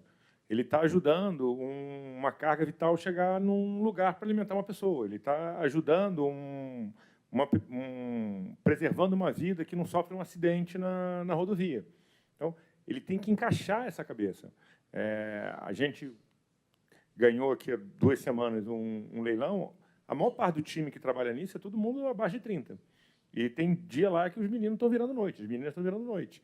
Mas eles entendem o propósito que eles estão lá. Eles não estão fazendo um negócio para você pegar o trabalho deles e depois pegar um relatório e jogar no lixo. Aí o cara fala, não vou mais. Eles estão vendo o que está acontecendo, o que está indo. Eu acho que o segundo ponto é você realmente quer, para ele sentir que você não está vendo ali, isso aqui é mais um recurso, eu podia ter um computador, tem uma pessoa, podia ser aqui um agente. Você está vendo ele como indivíduo, você está vendo se naquele dia ele está com um problema maior em casa, porque ele virou à noite, ele está muito cansado, você fala para ele, olha, você não vai pegar o teu carro, você vai agora pegar um Uber. Não, mas eu estou bem, não tá. Você vai pegar um Uber e vai para casa, deixa o carro aqui, depois a gente se vira amanhã. E aí ele percebe que ele chega no Uber e ele desmonta. Ele fala, pô, realmente, eu estou aqui, estava muito cansado. Então, você está olhando o que está acontecendo na casa dele. E o terceiro, você tem que dar, o outro lado é entender e dar flexibilidade. Você falou que não precisa ser um gap year para ele ter, mas, pô, aquele dia que ele quer levar o filho na escolinha, você fala, não, vai lá, tira a sua manhã e leva o filho para a escolinha. Porque o outro lado também, quando você precisa exigir ele que não sejam 9, sejam 14, sejam 16 horas no dia, ele entende, ó, isso é uma via de mão dupla. Também no dia que eu precisar aqui trabalhar só 3, porque minha mulher ficou doente, eu tenho que levar as crianças na escola, ele está no direito dele. Então, acho que são essas 3 alavancas. É mostrar propósito, é mostrar que você realmente se interessa pela pessoa, que aquilo ali não é mais uma engrenagem, e jogar o jogo da flexibilidade. Então, eu vou te exigir mais vezes um dia, mas tem dias que você vai precisar também ter o seu espaço. Então, colocaria esses 3 pontos. Maravilha. Então, Rui, você falou que essa resposta valia 100 milhões, né? Eu acho que a gente já chegou pelo menos uns 80 milhões para a questão da liderança e do propósito. Já, Quais são os ótimo outros ponto. 20 agora? Depois eu passo o Pix, tá? Você bota lá. 10% está valendo. Danilo, deixa eu pegar carona aqui e falar. Bom, primeiro, parabéns pelo painel. Jussara, gol de placa. É tão bom poder tratar de um assunto dessa forma. Vocês 3 palestrantes estão de parabéns por tudo aquilo que vocês abordaram. E o nosso doutor Danilo, lhe dá parabéns. O arquiteto. Então, fico muito feliz de estar aqui e participar. Mas eu vou trazer aqui um ponto delicado, né? E eu acredito, e para não dizer que tenho certeza, mas muito provavelmente todos nós aqui já tangenciamos essa questão. De fato, eu estou absolutamente de acordo com a questão do propósito. Todos nós temos que acordar com um propósito, e isso serve para todas as experiências que tivermos na vida. E tem outros 2 pontos que eu temperaria como um bom baiano essa conversa, que são que é a questão da política, ou políticas das organizações, e a transparência que essas políticas venham a ser postas. Existe uma outra palavrinha que ela traz consigo essa delicadeza que eu me refiro, que é o tal do budget. Ao longo de 38 anos de experiência, eu já tive na indústria, depois estive no governo, depois mais de 10 décadas e meia em operadores logísticos, de vários tamanhos, multinacionais, nacionais, e por quase 10 anos estive à frente de uma associação, a ABOL, Associação Brasileira de Operadores Logísticos, que tive o prazer de ter nosso amigo Vasco como um dos fundadores, e ele disse que foi o presidente da ABOL, eu tive a satisfação de ser presidente executivo quando ele era presidente do conselho. Então, essa questão do budget, né, e a transparência, me parece que é o grande pecado de tudo isso que a gente está falando, né?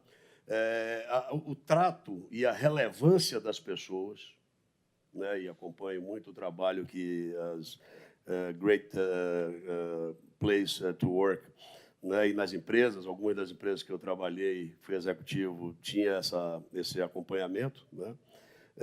Chega a um ponto que, em vez de positivar essa política, traz um aspecto muito negativo. E, na hora de executar o budget, muitas coisas são postas de lado. Inclusive, tudo isso que a gente está falando. Então, empresas que hasteiam a bandeira da inclusão, a bandeira do trato, a bandeira da compreensão, a bandeira de fato, tratar pessoas de forma diferenciada, tá certo? Nós temos que fazer um trade-off agora, pessoal. Não dá mais para fazer curso, não dá mais para fazer a psicóloga do sujeito, não dá mais para fazer o plano específico. Por quê? Porque o mercado mudou, o budget não vai atender. Muito bem. É a pergunta que eu faria para os senhores. Escolham quem gostaria de falar sobre isso. Você vê que o Headhunter, ó, caiu fora. Tem aí o Headhunter, o CEO E você, Mercê, que está fazendo essas medições todas e nos trazendo para cá.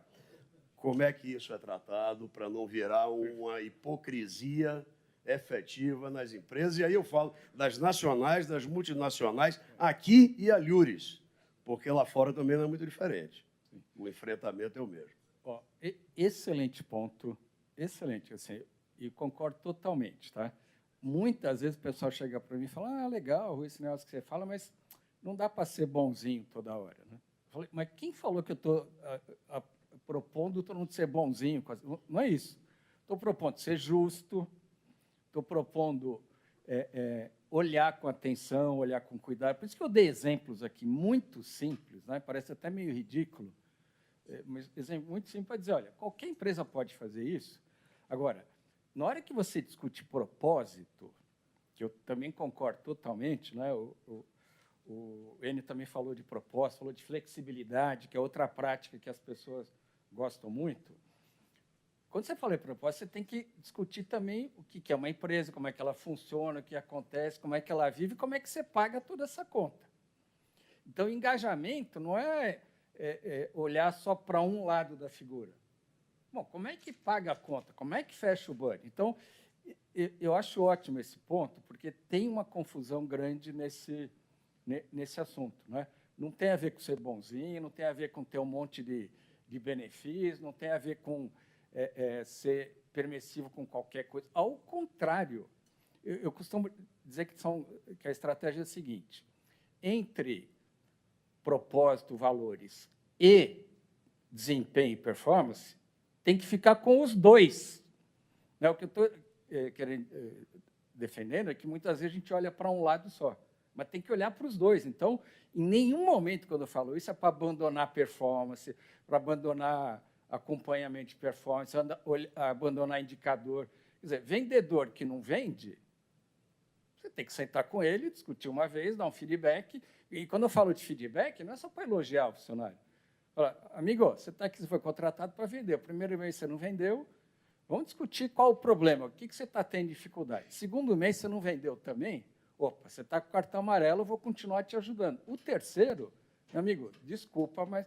Então, um bom líder, ele é aberto, ele é transparente, ele é da flexibilidade, mas ele sabe cobrar também.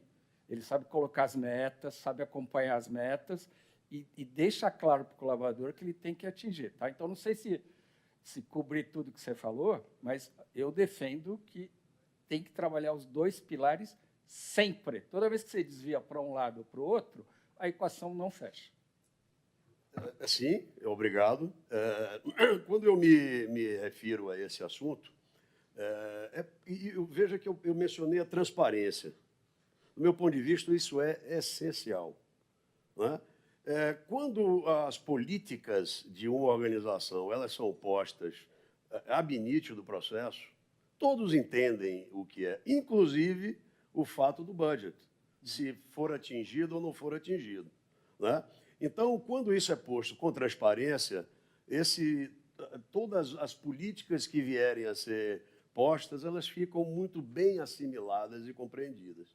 Então, obrigado pela... Na minha organização, desculpa, não gravei seu nome. Meu nome é César Meirelles. César Meirelles. Sim. Na minha organização, para você ter uma ideia, já faz muitos anos que 100% das pessoas, de qualquer área, tem uma parte do salário variável pendurado na meta individual e no resultado da empresa. Ou seja, naquele mês que a empresa não fez o resultado, todo mundo participa de pagar a conta. Claro que um júnior tem um percentual menor, os líderes, 2/3 do salário dos meus líderes estão vinculados ao resultado. Ou seja, mês que a gente não faz o resultado, todo mundo sabe exatamente o que acontece. E vice-versa, né? Os meses que a gente vai bem, todo mundo é beneficiado.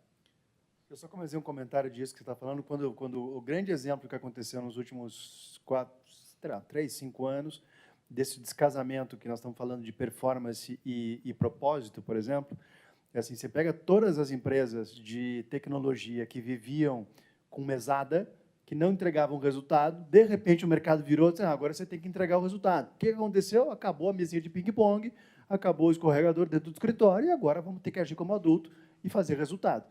Então, isso que ele está falando tem que andar junto. Não dá para ficar com uma coisa e só a outra. Então, aí, senão você fica só com o propósito, e o propósito quebra a empresa. Então, Ô, Denis, nessa época que você está falando, né? Sim. Por favor. Foi ótima essa sua colocação, porque eu me lembrei aqui de 2 pontos, mas vou me fixar em um. Eu estava fazendo uma visita técnica lá no Vale do Silício. E minha área sempre foi logística há 38 anos, né? Quer seja comprando, ou planejando, ou executando, enfim, né? E eu achei muito interessante que eu visitei algumas empresas na área de logística, e uma delas era assim, o desejo e o sonho de muitos jovens. Eu quero trabalhar na empresa X, porque ela é um grande exemplo. Né? Era um exemplo de entrega, um exemplo de qualidade, um exemplo de... Enfim, né? E depois eu fui ver uma outra empresa, que era assim, uma empresa de confecção, artigos esportivos, né? Me permita, essa eu vou dizer o nome, porque é muito positivo que eu vou falar dela, então é até uma propaganda sem estar autorizado. É a Patagônia, não sei se vocês já ouviram falar dessa empresa. Né? Quem gosta de esporte conhece bastante. E a Patagônia foi fundada por, na época, 2 jovens que entendiam que as roupas de aventura e de esporte não estavam à altura do desejo deles de explorar atividades esportivas. E aí criaram a Patagônia, e a Patagônia só fez crescer, só fez melhorar. Doutor do Red Hunter, era engraçado, porque essa empresa, a Patagônia, tem fila para a contratação daquela outra empresa, que era a AAA de qualidade. Detalhe, o salário na Patagônia era 20% menos. Mas, César, eu acho que a questão aí é o seguinte, uma palavra que juntando tudo que a gente falou aqui, é equilíbrio. Equilíbrio, É muito bem. Ter lá a cobrança e o propósito. Né? Perfeito, Então, perfeito. você imagina a dificuldade, né, que nós, né, cabelo branco, CIOs, etc. e tal, temos, né, para gerenciar um cara que tem 25 anos, onde é o seguinte, estava conversando com meu filho ontem sobre isso. Quando eu era garoto, eu conhecia, naquela época, 2 sexos. Ou a pessoa era homem, ou a pessoa era mulher.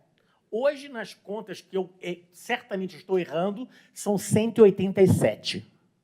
Então, você imagina o seguinte, qual é a dificuldade que tem para a gente falar para essa população, né, de 30 anos, 25 anos, quando o paradigma, as visões são completamente diferentes.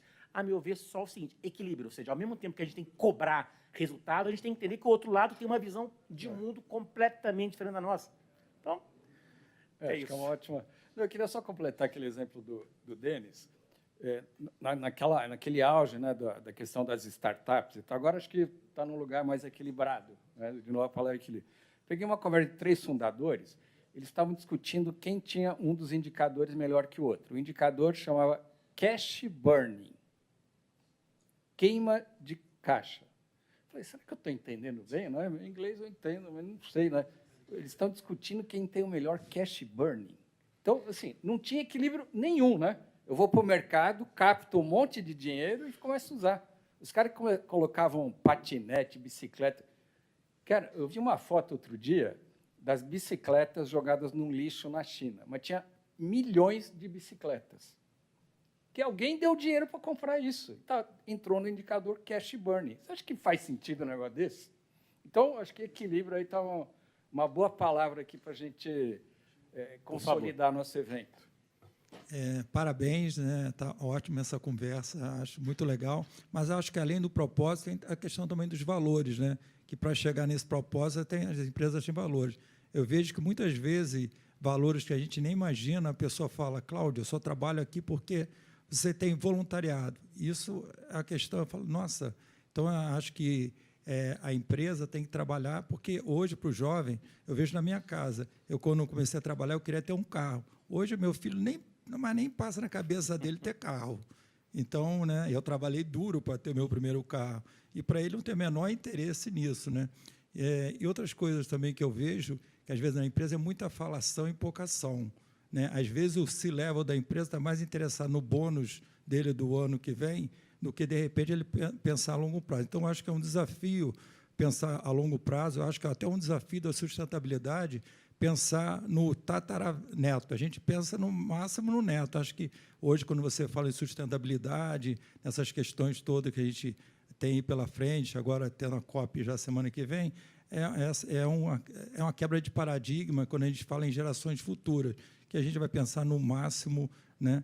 Mas esses são só comentários, mas eu queria fazer uma pergunta. Será que essa questão do time, do tempo de trabalho, como que vocês enxergam o IA? Será que isso não vai reduzir, já que nós vamos ser o piloto e o IA é o copiloto? Será que, de repente, ele não vai ser mais eficaz no nosso dia a dia e, de repente, os jovens que não querem trabalhar, sei lá, às 8 horas, porque, de repente, querem ter qualidade de vida? Como que o IA vai contribuir ou o IA só vai fazer a gente trabalhar mais ainda?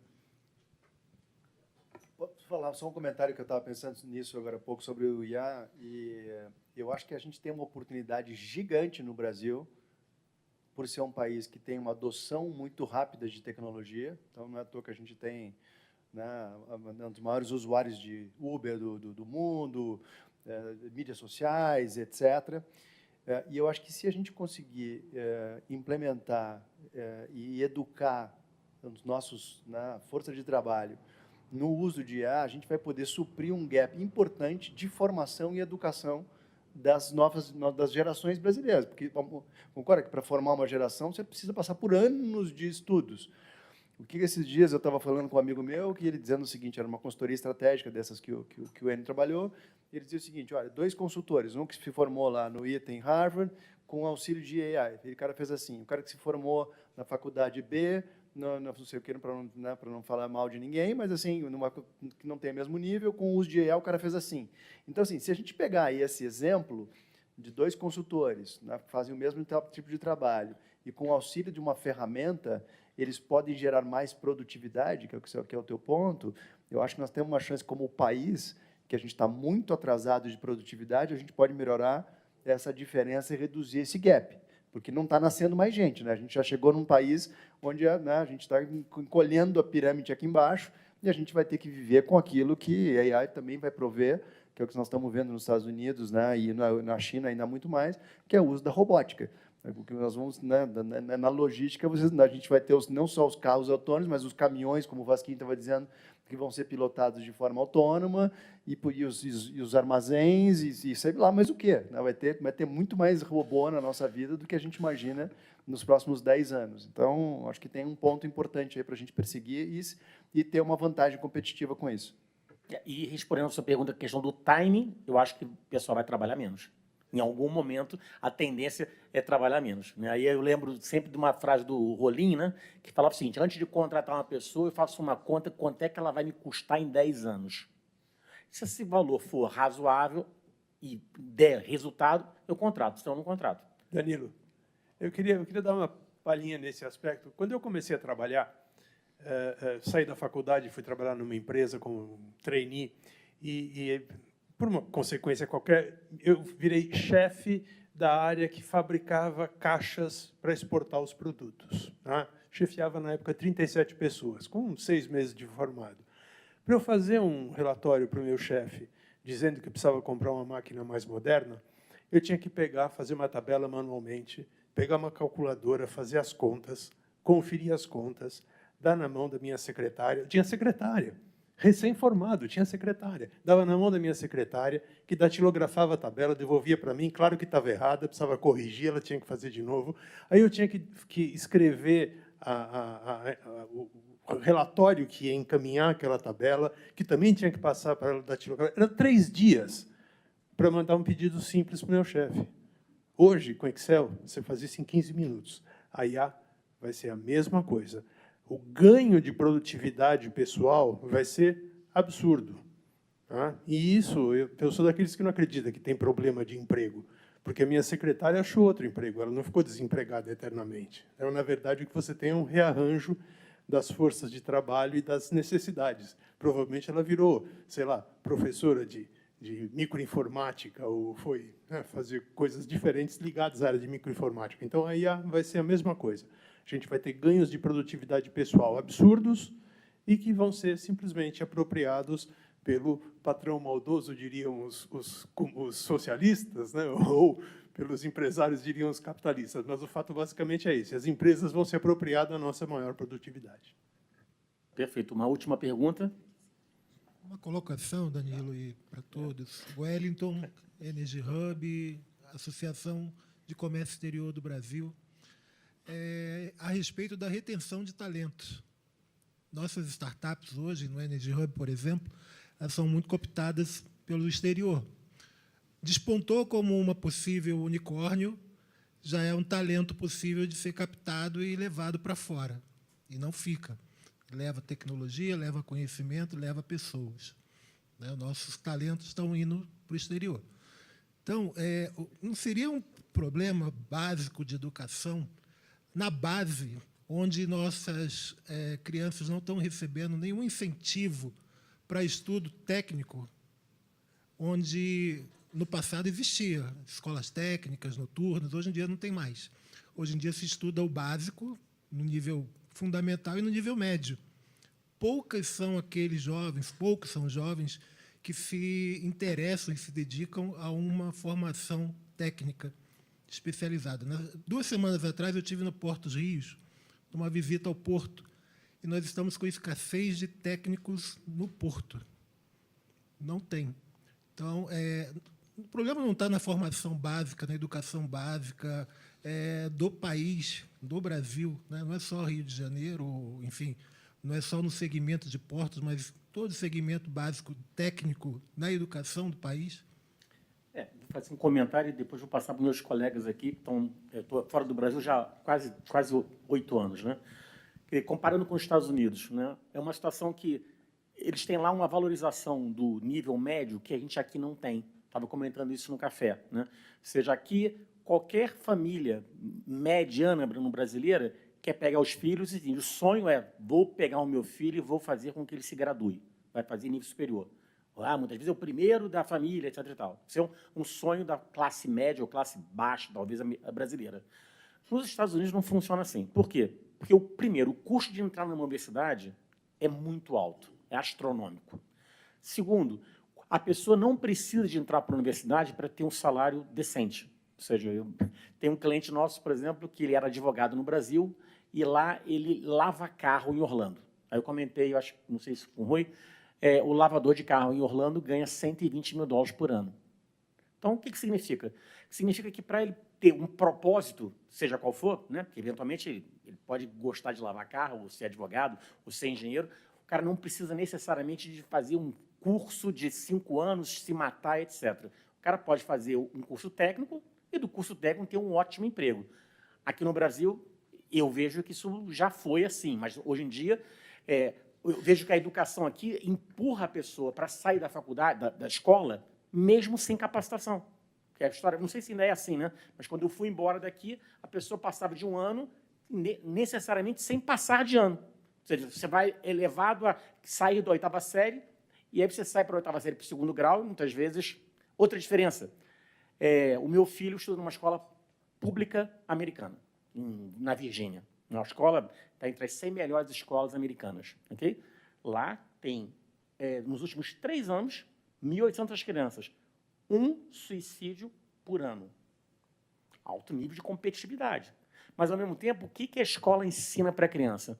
Meu filho sabe lavar roupa, meu filho sabe cozinhar, meu filho sabe dobrar roupa, porque a escola pensa o seguinte: a criança vai fazer 16, 17 anos, muitos deles vão trabalhar, outros vão aplicar para a faculdade e vão mudar de estado. A criança tem que entender como é que vai lavar roupa, como é que vai cuidar da casa, etc. Quer dizer, é uma visão, uma dimensão completamente diferente da nossa aqui. Né? Eu costumo dizer que aqui as milhares de faculdades particulares que foram criadas nos últimos anos, né, são boas somente para os donos, porque saem de lá sem saber nada. Eu fico horrorizada com os currículos que eu recebo quando tem necessidade de uma contratação e chama a pessoa, e a pessoa não sabe o que é a conjugação no infinitivo, entendeu? fala, igual ela fala, ela escreve. Não tem... Em cima desse dado que você falou, número de veterinários formados no Brasil por ano é quase o triplo do número de veterinários americanos. O que acontece? O cara paga uma fortuna para fazer uma faculdade de medicina de veterinário, se forma e aí? Não tem emprego.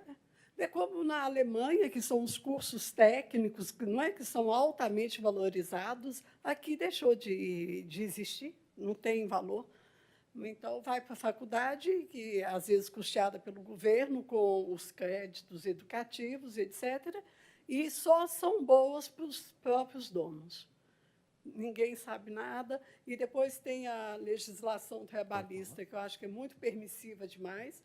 O cara falta quantas vezes ele quiser no mês. Ele vai apresentar atestado. Eu tinha uma funcionária jovem, bonita, toda segunda-feira ela faltava. E não pode demitir, porque foi uma falta na semana. Mas aí, como ela faltava na segunda, a outra... Lembra disso, né, Rodrigo? A outra faltava na terça, o outro faltava na quarta, todo mundo tinha direito de faltar um dia. E você não pode demitir.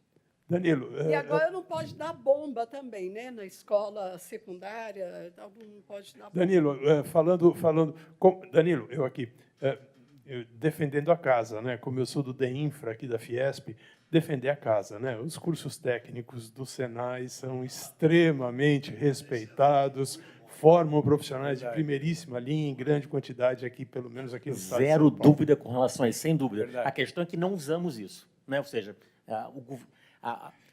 não vamos falar no governo, vamos falar da sociedade tem usado isso pouco, digamos assim. Talvez nem todos os estados tenham essa percepção, mas um dos motivos que as empresas preferem se estabelecer no estado de São Paulo, né, não é só pela logística, como a gente já falou, mas também pela mão de obra, né? A mão de obra aqui é muito bem formada em vários aspectos, como parte técnica, tanto como na parte de universidades também. Bom, foi cunhada até uma expressão, né, para os jovens de hoje, que são os nem. Nem estudam e nem trabalham. Agora, só para... Isso é nas classes mais baixas. Então, esse distanciamento, a inclusão é só de papo mesmo, né? Vai ficar cada vez mais distante, porque esses jovens da classe maior, os nossos filhos, esses estão estudando. Esses nós conseguimos manter ali, mas nas classes mais baixas, isso é um problema social muito grave que nós enfrentamos hoje, muito grave. Eu quero colocar Danilo, colocar eu ouvi atentamente aí a exposição de vocês, e tem uma palavrinha aí que eu não sei se eu perdi ou se ela não foi dita.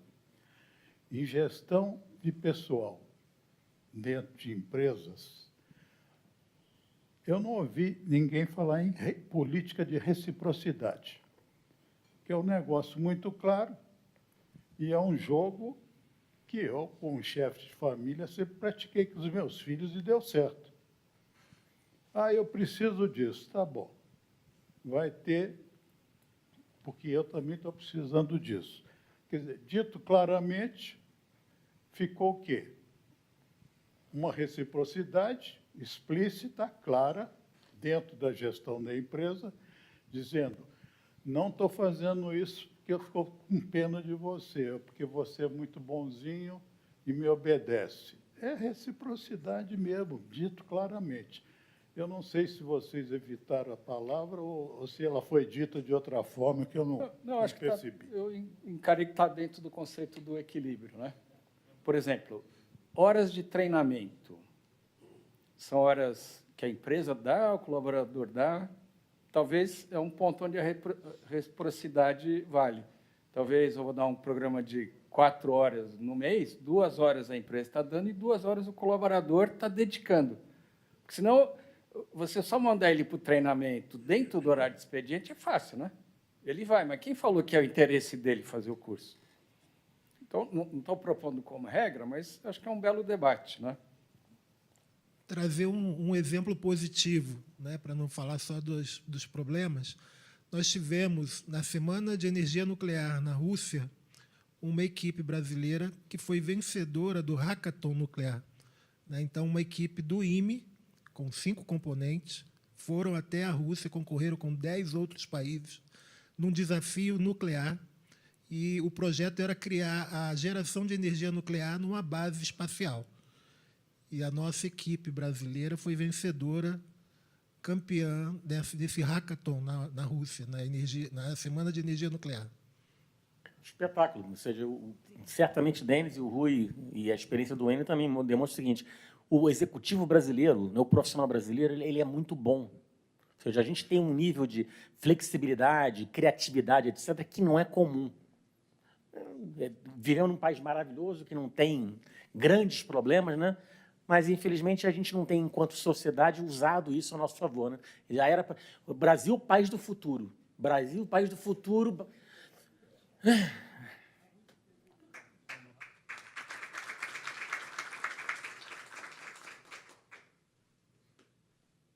Agradecemos essa mesa, agradecemos aos palestrantes e moderador, e gostaria de convidá-los, antes de irmos para os momentos finais, para a foto oficial dessa mesa, por favor.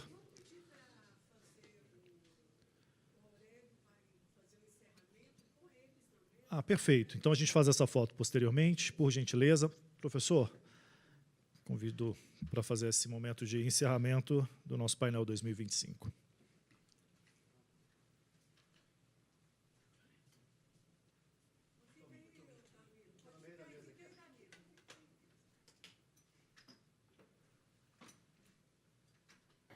Obrigado, senhores. Me junto a vocês.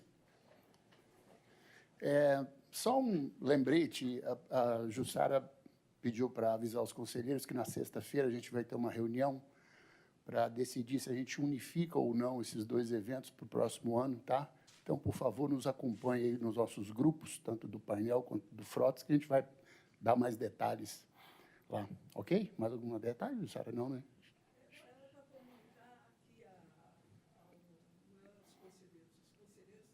Estão informados, é todos, né?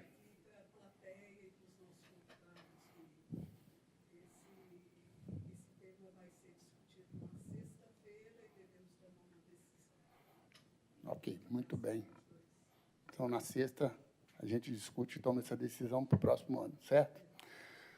Bom, gente, boa noite a todos, né? Estamos finalizando aqui os nossos trabalhos do nosso painel 2025. Obrigado a todos que ficaram conosco até aqui e, principalmente, os que estão também nas redes sociais, nas mídias sociais, nos acompanhando.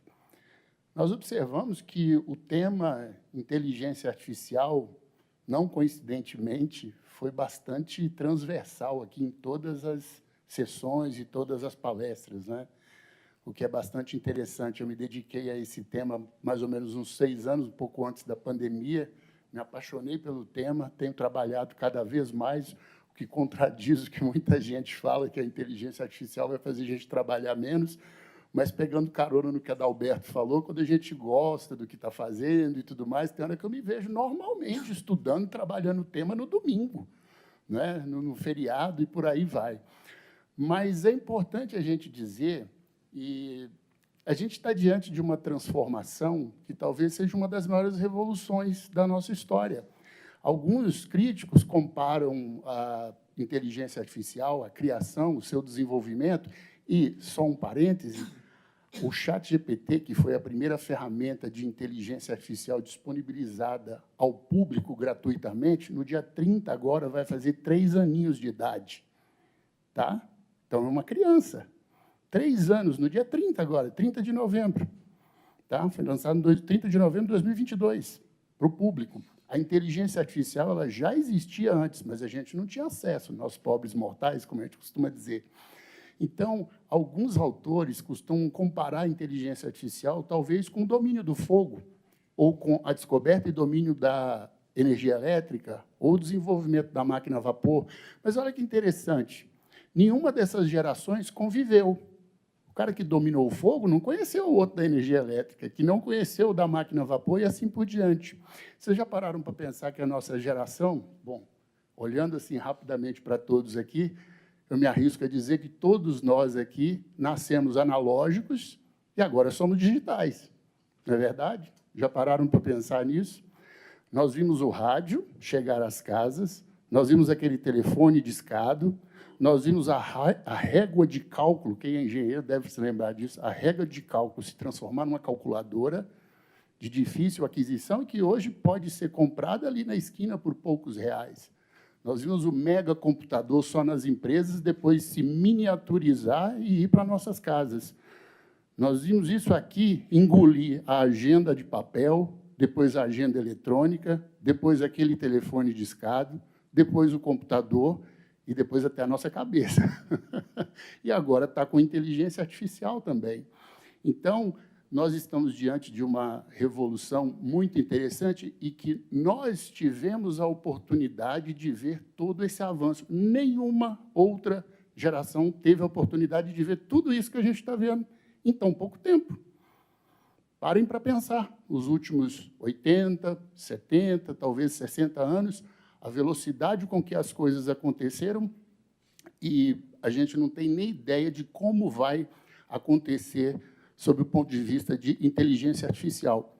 Como eu disse, eu que adoro estudar esse tema, aprendo coisas mirabolantes que 3 meses depois servem só para fins históricos na minha cabeça, porque já mudou tudo.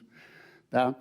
E a gente tem usado a inteligência artificial, principalmente assessorando aqui, o meu papel de assessoramento à Jussara, aqui aos conselheiros, tem usado muito a inteligência artificial nas últimas edições, tanto do painel quanto do Frotas, e tem nos trazido muito boas instruções.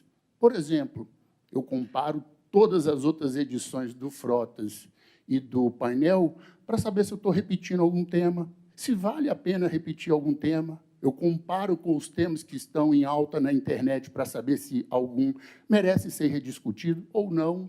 Então, olha que coisa maravilhosa. Né? E tem gente que fala que a inteligência artificial é uma coisa ruim e tudo mais. Ótimo, falaram assim da internet também. Né? Naquela minha linha de evolução, esqueci de falar da internet, né, César? Já a internet chegou, aí veio só para fins militares, depois veio para a nossa casa, hoje está em tudo quanto é lugar. Tá? Então, dessa forma, a gente pode observar que a inteligência artificial, ela, de certa forma, permeou aqui os nossos debates, as nossas sessões. Eu agradeço a todos aqui por terem ficado até agora e vejo vocês no ano que vem com mais inteligência artificial ainda. Tá? Muito obrigado a todos. Boa noite.